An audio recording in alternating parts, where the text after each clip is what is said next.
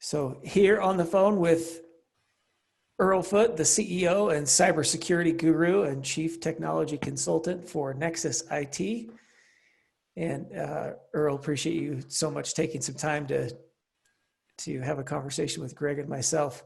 We really, one of the things that we talk about, especially at Lemonade Stand, is every business starts as a lemonade stand, and we'd love to have you tell us your lemonade stand story. How did it all begin for you, and what was the genesis of your idea? Yeah, very good.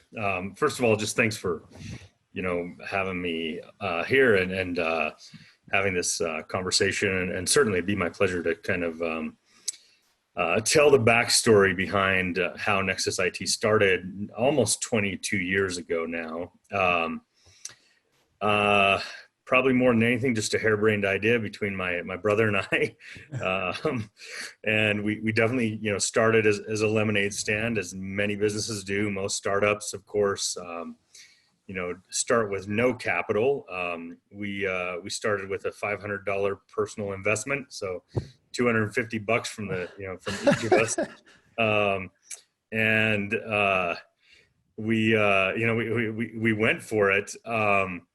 We saw, several different needs, and it took us some time to kind of nail down our niche and our lane, and decide where we really wanted to play. But in the early days, we definitely saw that businesses, particularly small and medium-sized businesses in Utah, were massively underserved from an IT perspective. And we're talking 1998.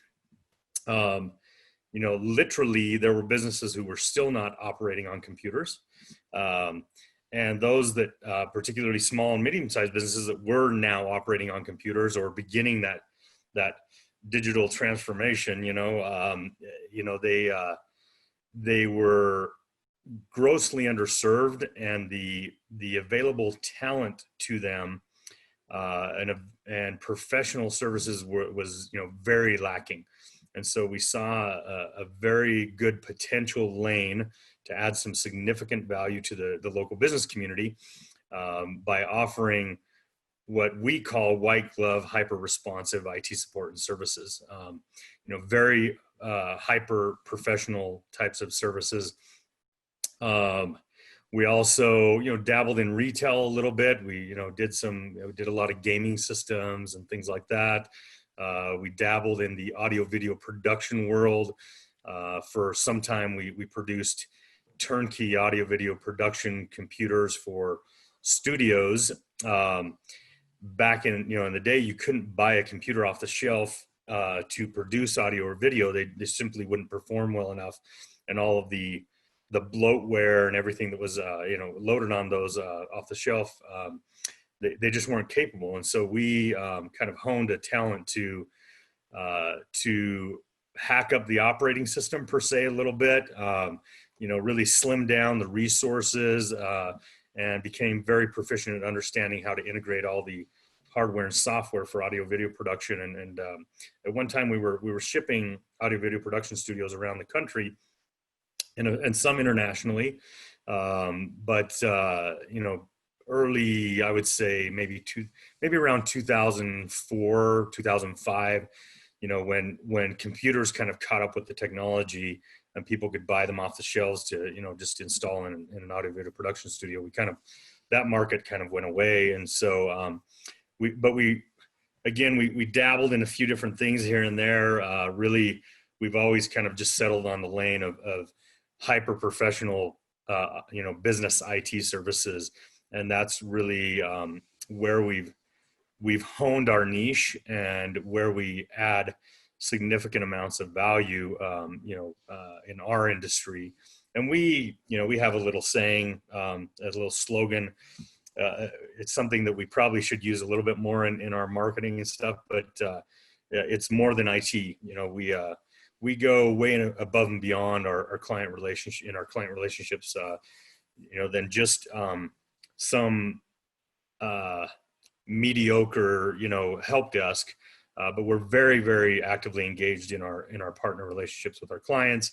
And we look for ways to add value to their businesses in many, many different ways, whether that's, kind of stepping into strategic CIO related type conversations, or if it's just helping them find resources and connections to help their business.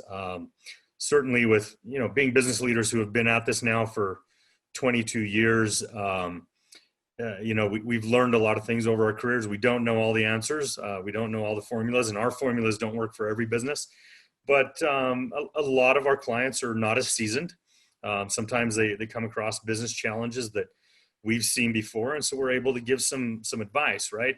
Able to offer some help, and our clients know, that we're here for, particularly, during COVID. I think that the organizations who are really going to shine and emerge on the other side of this are those who are looking for creative ways to serve their clients and go above and beyond and get outside their box, right? And so this has always been part of our model, but we've really pushed, harder on this during the COVID pandemic on just finding ways to add value. Assessing and figuring out with our clients, how are their businesses affected, what's happening with them, how are their employees and their families affected, and what can we do? Do we have connections, resources, ideas that can potentially help them, right? So yeah. That's so awesome. And I loved the fact that you say that we're more than just that, because ultimately that's, especially when you're talking about IT infrastructure and data and things that are so critical for a business and how they operate. But there's all these outlying factors too that also impact that, and making sure that they know you care beyond that. That's awesome. And that's one of the things that just rings true across all the content that you produce too, that that you see on LinkedIn. And as I mentioned earlier, the article on KSL, and just your voice being there for someone, because especially during a pandemic or during challenges, they look for someone they can really trust to help them, which is just interesting to think about. What questions are you asking yourself right now, kind of in the middle, hopefully we hope towards the end of this pandemic? Yeah. One interesting thing that we're seeing happen right now, Derek, and I don't share this to pat ourselves on the back, but it is to pat ourselves on the back for trying to do the right thing for a long time. We are seeing a lot of organizations come to us now over the last 2.5 or 3 months who we've had engagement and relationships and conversations with, for ongoing now for months or years. And because of the current situation, they've realized that they want absolute certainty in every piece of their business, right? And oftentimes when they've been dealing with other IT providers who probably are giving them some pretty subpar sort of services, right, that they've never been very happy with, but they're the devil they know, and so they just continue down the road. Well, it seems the businesses are far more motivated right now to align with the right partners who are going to, they can really trust, and that are going to give them some security and certainty within their businesses. And so that's, having laid that groundwork for years and years and years before, this hit, honestly, it's really been a massive help to us in continuing to grow as a business, and continuing to create an environment where we can keep our people employed, where we can make sure that their families are taken care of, that everybody's getting their paychecks. It's I think that's been one of the biggest things that's helped us during this time, right now.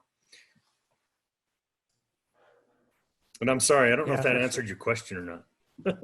Yeah, no, it did. I mean, these are questions I think we're all asking ourselves right now, and in the middle of this. And I think one of the things that you mentioned specifically is just finding ways to add more value, and ultimately the relationship that's created with these clients that's long term is, I think, is everything. And I think we'll remember these times forever. Those who were there, those who stepped up, those who helped, those who reached out. Now more than ever, right? And it's the good old fashioned relationship building that I think will last forever, no matter what. So yeah, and I think now more than ever, it's got to be authentic. Yep. It's got to be sincere. I think we all have an insincerity radar, whether that's conscious or subconscious, whether we walk away from a conversation with the warm fuzzies or like just don't, forget the conversation or not. I love that, man. I love it. Insincerity radar. We gotta, I gotta put that on a quote. Yeah. That's LinkedIn material right there. Well, I think it's true though. Like Insincerity radar. I love it. Yeah, and I think right now, like people pick up on that. If you aren't sincere about wanting to help and wanting to add value, then you're forgettable. You're not memorable. When people walk away with the warm fuzzies after they've spoken to you or your team or whoever it might be, or they've had an interaction or got support from you, and it's been a positive experience, and you sincerely tried to help them, whatever the situation might be. That's memorable, and that's what people come back for. Yeah, that's exactly right. Yeah, I love to, I think that it's really hard for companies to sort of like turn on, speaking of the insincerity radar, it's really hard for companies just to sort of turn it on. They think like, oh, now there's a pandemic, we better actually start caring. I think that's the companies that are really gonna suffer because it's so foreign to them. And the companies that have been doing this all along, they're the ones that are really gonna stand out and be able to, really be able to give their clients what they need. Even they step it up a notch because of the times that they're in. But I think it goes back to company culture and core values that, we care and we do our best in any situation, whether the economy's roaring or whether in the middle of a pandemic. And I think that that's what people, when you talk about people looking for a good partner, that's what they're looking for is consistency. When you can partner with somebody that's consistent, especially when it's things that are so important as your data or your infrastructure, your security, or things like that, that's where people want to be. And those are the type of technology partners that I think people are most into. Yeah, Greg, I want to come back kind of around to that last sentiment, but really just to reaffirm what you said, and that is that in order to be an organization, that has authenticity, through its core, and that you feel whether you're a client of that organization or not, just in any interaction, it has to be ingrained into the culture. It has to be part of your core values. Yeah. And that's actually one of our core values is authenticity. One of our core values is proactive client care. And this has been groundwork we've laid again for years and years and years, and taught our team and educated and evangelized and trained and share philosophies and why we do things the way we do and why we want to stand apart and how we stand apart. You're right. I mean, organizations that are behind the eight ball on that stuff, that have purely been transactional, they've got a lot of groundwork to make up, and you just can't make that shift overnight from purely transactional to now I'm really engaged in a relationship and trying to add value into it and be authentic in the process. But to come back to your latter comment, Greg, we've seen in 22 years of our tenure in this industry, business leaders do not outsource their IT to an organization that they do not trust implicitly, particularly if they've been stung by subpar providers in the past. Yeah. And so, technology and data is so paramount to today's business world, right? First of all, you need uptime. Like, you can't deal with your systems being down and being buggy and glitchy and performing poorly and constantly, crashing. The employee sentiment goes, plummets. Your client sentiment plummets. Your profits go out the window. You're dealing with costly, situations all the time. But then the security of data, right? We all know that if you happen to get involved in a data breach, that can be a business-ending event, unfortunately. Oh, yeah. The average cost of a data breach in Utah for a small to medium-sized business is $2.5 million. And Yeah. if businesses if they're not prepared for that, if they don't have insurance and, they don't have all of the legal groundwork already laid and they're not ready for it, for most, it's a business ending event. And so Absolutely. you can't sacrifice your data, right? And businesses are not going to turn the reins of IT over to an organization that they don't trust with that data and they don't trust with their technology to keep them functional and keep their employees, working efficiently and productively, and to keep their clients happy. Absolutely. So along those lines with, with that trust and that security and sort of like being able to pivot to meet their needs and being proactive, I think proactivity is really what sets apart one MSP from another. And being reactive is one thing, putting out fires, but really getting ahead of it and getting in front of it. Have you seen the need to do a lot of that as it pertains to remote working with your clients? Yeah, and I think you're right. I mean, I guess maybe two parts to that. Number one is the reality, and look, I don't mean to be overly upfront, but the reality that I've seen in our industry over 22 years is that unfortunately there's a lot of IT service providers or managed IT service providers out there who contract to do something or say they're going to do something. And we walk into those scenarios all the time where their clients are not happy. We take a look and, they've been paying this IT provider for 24 months or 36 months to patch all of their Windows servers and their Windows computers. Nothing's patched. They don't have up-to-date antivirus software.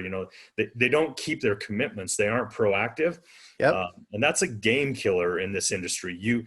If you make a commitment, you sign a contract and an SLA, you better fulfill that, right? And you better Absolutely. And it's not easy. Like figuring that out logistically, and particularly in our earlier years when we were smaller, figuring out how you cover those bases when you're giving support at the same time, right? And you've got your help desk, and you still need a NOC who's doing all that proactive maintenance. And how do you find the time for everybody to stay on top of everything? Particularly when you're a small organization, it's very difficult, and I understand, but at the same time, you have to navigate those waters, and you got to figure out how you come through for your clients. There was a second thought I had there, Greg, and now it's escaped me, but do you remember the latter part of the question there? No, I love, I was just going to ask, how that pertains to remote working, because you've probably, contracted to do such and such, right? I mean, you just mentioned a slew of items that you might go through on a daily, weekly, and monthly basis for a client. But what may not be involved is sort of the remote working capability, remote workforce productivity, helping clients decentralize from an office that they've worked in for the last 10 years, where you've got your server room, you've got your racks and your closet and your servers and your networking and all that stuff. And all of a sudden everyone goes home, and are their home computers secure? Are they issued workplace computers? Are all those serial numbers and is there an agent on each of those computers? Are they secure? Are they patched? Are they ready to go? Or is there sensitive data that's being worked on somebody's laptop at a Starbucks somewhere where someone, breaks into an unsecure network? And, so what are some of the things that you're doing in order to help your clients, become prepared for this remote world now? Yeah, you've just described the nightmarish reality that IT admins and businesses have been thrust into due to the COVID pandemic. Yeah. And suddenly sending all of their remote workforce home. And you're right. I mean, like the quantity of new attack vectors now is astronomically higher. Particularly when people are working on their own, home computers that their kids are doing schoolwork on or playing games on. And yeah, you've got this decentralized workforce that's now, working in coffee shops. And what about the data? Like, where are they saving data? We're seeing this happen, users that are saving data to their local home, their laptop, local drive. Right? Yep. Yeah. And so what if that laptop gets infected or it gets breached, or the hard drive bites the dust, and that, you've got this, maybe they've got dozens of super critical documents that now are lost, right? Yep. So particularly the first 3 or 4 weeks of this, we really were buckling down with our clients to help them navigate all these new intricacies, and security. How do you secure all of these new devices, new work environments? You know, certainly you have to educate your team significantly, but you got to look at, okay, if we're using BYOD or bring your own device, right? Whether that be a tablet or the family laptop or whatever, we got to get endpoint security on that. We need to put a remote agent on it, and we need to be patching that. We need to probably roll out some administrative controls on that device so that we're mitigating our risk to potential, data breaches and other, things happening. How do you deal with the backup and disaster recovery? Okay, what if you had 8 servers in your office? Now what are you going to do? How are you going to access those servers? And maybe you're not going to keep an office. I know colleagues and clients who have decided now, you know what, this telecommuting thing has worked so well for us. We're going to go 100% virtual 100% of the time. I know organizations who can't and won't. And we telecommuting has always been a part of our culture, but I'll be frank that it's not easy to maintain a super hyper functional team dynamic and culture when you're 100% telecommuting. Our culture has taken some hits, and we've had some team member concerns come up and things over the last few months. And so we've been creatively figuring out how do we work with those things. So there's organizations like us who say, well, while we'll continue to encourage and use telecommuting and allow it, we're still going to have physical premise, and we're going to have team members collaborating physically on site with each other. But what was I going to tell you? Yeah, I mean, immediately as soon as this started happening, as soon as businesses started going home, beginning of March, we immediately recognized there was going to be a massive amount of new needs. So we started reaching out to all of our clients, and we started, producing content to just educate the public at large. Yeah. On social media and TV and radio, at all these new considerations. That the reality is, if you're not intimately engaged in IT day in, day out, you really have no idea. Certainly there's the and then how are you going to collaborate and be effective and productive as a team? I don't want to, tout any one product, but we found Microsoft Teams to be awesome, because not only do you have your video or phone conferencing in there, but you also can collaborate on documents. You can, work within Excel and Word, PowerPoint right within, Microsoft Teams. You can put things like polls in there. You can plug in other applications like Asana and Trello and, the SharePoint, and, the capabilities are quite limitless for, team collaboration, especially for remote teams. And really, and you got chat channels as well, kind of like a Slack, channel, but you got chat channels. And so we've, we were already on Microsoft Teams prior, but we've been using it, heavily during the crisis, and we've helped a lot of businesses migrate to it and get them trained and figure out how to use it. But yeah. Yeah, I was actually curious about that. If there's any tools that you would recommend, or maybe like a tech stack that if I'm a company and I call you up, I've got 5 locations and we had a headquarters, and all of a sudden we're all remotely working, how would you approach that? Do you have a set sort of standard operating procedure that you'd go through? Are you doing VPNs to each location? You're doing endpoint, sort of client-based VPN, in-client VPNs. What are some of the things that you're doing in order to make sure that people can connect to centralized network resources and stay in touch? Yeah. So I think one of the unique things about us, Greg, is that we don't have canned one-size-fit-all types of solutions. Right. We really sit down with an organization and evaluate what their needs and objectives are, and then we engineer a solution, that is right for them. Granted, that doesn't make it always the easiest to support when we have, different environments at each client, situation, but it's the right thing to do for them. And so, you know, in that sort of scenario, we'd have to sit down and then figure out all the logistics, right? Where is everybody going to be working for? Where are they going to be working from? What sort of devices are they going to be using? What data do they need access to? Where is that data located? What security measures do you have in place now? What new security measures are they going to need? All of these kinds of questions, right? Most certainly, when you have stratified offices like that, you generally tend to have decentralized data as well. And so we, generally speaking, try to get organizations on board, particularly now. It's so much more convenient if you can centralize all the data in some sort of, and we do a lot of private cloud. So one of our most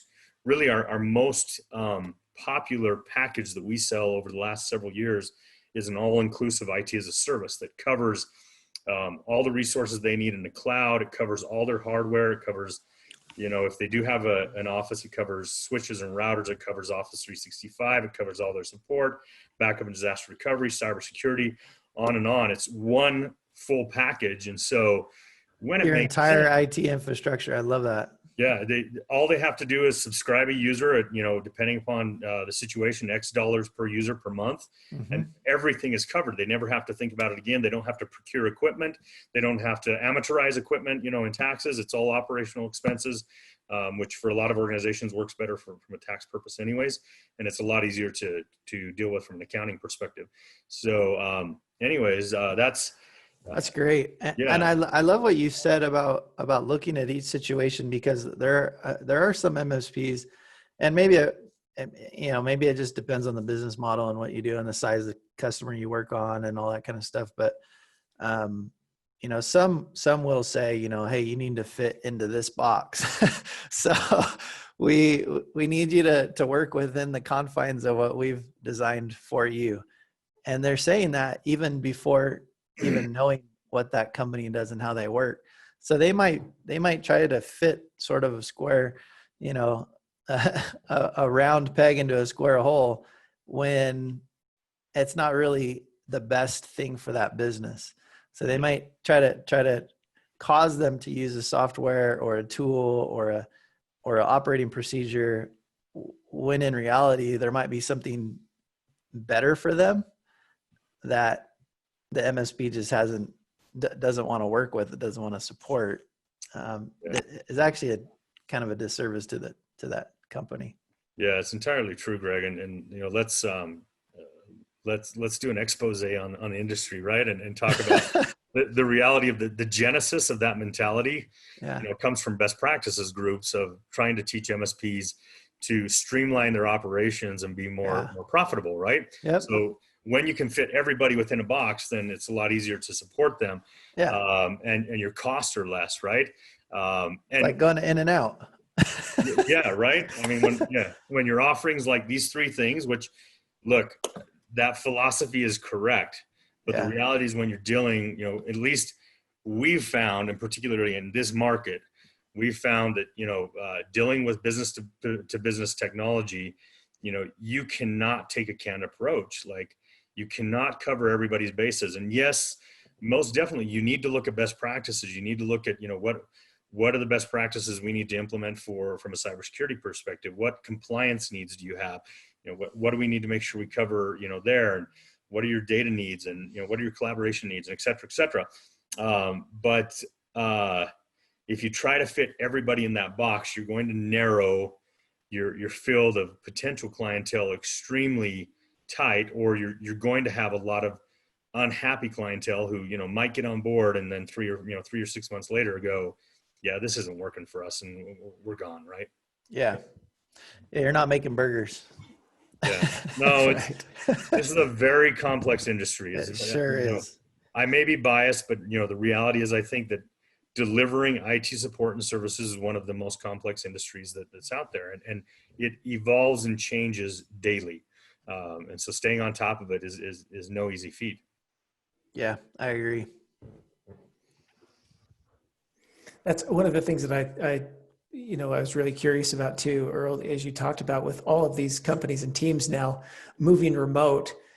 How do and a lot of companies have amazing company culture, and company culture can be defined in a number of different ways. Um, but what are you seeing that's working that some companies are doing really well to maintain their company culture and make sure there's high levels of communication and collaboration amongst team members and make them feel a part of something while they're still remote? Yeah. Good question. I think for me, it starts at the top. It starts with leadership. I think first of all, leadership has to be highly communicative in these situations. There was a lot of there was a lot of there were a lot of conversations or conjecture, when the pandemic started about just how much leaders should or should not share, and I took the perspective and based upon, previous leadership training, crisis type leadership training that you really need to be kind of an open book, right? You need to be talking about worst case scenarios and what could possibly happen. You need to help your people prepare, right, for what's out there, and you don't want to just blindside them, overnight. And I realized there were a lot of companies that were blindsided, and there's nothing they could do about that, right? But where possible, you've got to keep your team in the loop. You got to provide at least some answers and some certainty of not having uncertainty, at least knowing, right, where y'all stand, and do that on a consistent basis. So we determined as a team, and I know leaders who are doing daily check-ins, which is perfectly fine. We determined as a team that weekly was adequate, for our team, and given the logistics of what we do and that we're very, very busy all the time, we do weekly check-ins and updates with the team, make sure everybody knows, what's happening in the current environments with the state and the counties, and and with our business, and what's changing, what's evolving, what do we need to be aware of, and we continue to talk about our culture. And Derek, and you're right. This situation of how do you maintain a productive environment and culture? So most definitely, you've got to get some technology tools that help your team stay collaborative and visible. That's one thing that we really like about Microsoft Teams. You need to be consistently checking in with each other, communicating, whether it be, voice messages or phone messages, or, we all do 1,000, now we call them Zoom calls, right? Or Teams calls, whatever you want to call them. But we all do 1,000 of them every day now. And, sometimes certainly there's too much of that going on, but collaborating within projects and that kind of stuff where you're visibly seeing each other. Certainly we, as many other organizations, have found ways to also engage, just have a kind of an offline kind of time and just chat and hang out, even though it's, over video, but just kind of hang out as a team, have some good conversations that are completely, not business related whatsoever. For us, and we were fortunate enough that this was a big part of our culture before, but we've always allowed autonomy. Going back to our core principles, one of our core principles is empowered shared leadership. We are not an organization of micromanagement. We're an organization who provides some vision, some guidelines. We don't want robotic people. We don't try to make everybody go through every step and every script the exact same every single time. We do provide them, with some guidelines. Obviously, we have lots of success processes or SOPs that help our team, but trusting people to be autonomous and then giving them the vehicles and the recognition and rewards for doing that. So we've had monthly incentives as part of our compensation package, for a long time. And the team members that produce at the levels that are required or go above and beyond, get certain levels of incentive every single month. And that's kept us extremely productive. With all of this going on, our team knows that if I'm producing and I'm collaborating with the team and I'm taking care of clients and then I'm going to be recognized and rewarded above and beyond my base salary. And so, they continue to be very engaged with that. That's awesome. And that's one of the things I just wanted to ask as a follow-on. I think that's so important. And I love how, when you talk about autonomy and as part of the culture and trusting and empowering your team members, that then shows in the results. But how are you celebrating? You mentioned you have weekly calls with your team in terms of just check-ins. How are you celebrating the success of your team and team members? Yeah. So I would say it's not terribly different than what we've done before. There were certainly times when we had big wins before where we'd all go out to dinner, we'd go axe throwing, whatever it might be, right? Now we can't do those things, or maybe, in the not too distant future, we can do some of those things with a smaller, subset or smaller group. But it's just celebrating together, giving each other a virtual pat on the back, applauding each other, handing out recognition. We've always been an organization that when a team member goes above and beyond, delivers well for a client, we hand them out, a weekend stay at Snowbird with their significant other, or a night out, at some decent restaurant. So continue to doing those things. Maybe it's an Amazon gift certificate so they can get some toilet paper, right? Yeah, that's awesome. Very cool. Sorry, I gotta take a drink, guys. Yeah. Yeah, man, toilet paper, the commodity of the future. The gold of 2020. It lands on their doorstep. Invested in toilet paper in February. That's so awesome. Just as a follow-on to that too, what are some companies that you see that inspire you? Or who are some some leaders that really inspire you? Yeah, really good question. I think one of the CEOs that I've followed closely over the last 18 months or so is Bill McDermott, the CEO of SAP, who bought, of course, Qualtrics, here locally, largest SaaS acquisition of in history. And Wow. $8 billion, right? $8.2 billion, I think. But I was very intrigued when that happened, and I went and got Bill's book, Winner's Dream, I think. And I just really identify with a lot of his philosophies and his leadership styles. It's very very connected, very humane. I think he's again authentic, sincere type of leader who is trying to do the right things for the people in his organization and for their clientele, and that just resonates with us and who we are.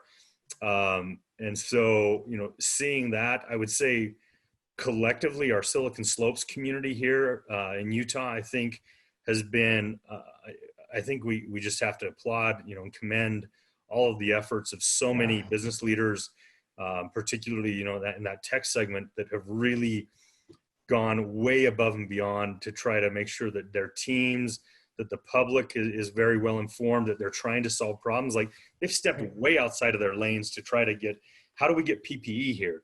How do we solve this problem of shortage of testing, right? And just like, okay, what knowledge do we have? What skill sets do we already have? What connections do we already have? And how can we apply that to these problems? And so I've been just very impressed by, many of those leaders locally. I know some of those companies have been hit. Some of them have been hit very hard, which is very unfortunate. I know that they've had to, some of them have had to make some layoffs, and they've been put in a critical, public light, and that's very difficult, right? I understand there's so much emotions wrapped up when a company has to make layoffs or furlough people. It's always been a very difficult topic for me, to figure out how to deal with. But the reality is, I think most of them are sincerely and genuinely trying to do the right things. But when your business has been severely economically impacted, your hands are somewhat tied. So yeah, just, I don't know. There's a lot of local leaders. Derek Miller at Salt Lake Chamber, I think, is a really great local leader that I've enjoyed watching throughout this process, as well. I think he's definitely stepped to the plate, and he's shown. Probably don't have time to mention them all, but yeah. I know as you were mentioning that, just the overall tech community, and that's really one of the things that goes back to the roots here in Utah, right? Is saying what are the resources that are available and how do we make the most of what we have and how can we make an impact? I love that. I think you're right on. Yeah. Yeah. Hey, we've got a few random questions for you to finish it off and respect your time Cool. there, Earl. So, the first question is, what's your favorite word? Wow. Let me think. Technology. No, Yeah. I would say adventure. I'm a sucker for a good adventure. So That's awesome. adventure, whatever that might be. It can be, those that know me best know that I have a massive itch, massive itch and wanderlust. I love to travel. I love to experience the world's cultures and gastronomy and people. I love getting off the beaten path, and even locally, I just, I love getting to weird, obscure places that people don't go and things they don't see. So I'm always a sucker for adventure, but also in the business, world, I'm a sucker for, new experiences, forging paths that haven't been forged before. And so, yeah, adventure. That's why you're in tech. I remember my CIS professor in college. He said, "Hey, nothing. By the time you graduate, all the stuff I'm teaching you right now will be obsolete. Um, you'll learn principles, but in tech, it's always a new adventure because there's always something new that's come out that can make you, your team, and your clients more productive and more efficient and happier people." So It's a lifelong pathway of learning and challenges. And that's certainly why many of us choose to be in the industry. yes, sir. That's actually one of our core values is always keep learning. Love that. Yeah. Very cool. Yeah.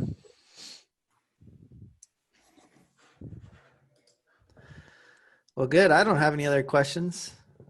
Derek, do you have any other questions for Earl? Earl, this has been awesome. So insightful, and appreciate your time and all the insight that you've shared, and more than anything, your leadership here in the state of Utah in helping and reaching out and building has just been absolutely extraordinary. And I know on behalf of myself and Greg and I'd say just the Utah tech community, the value you've added.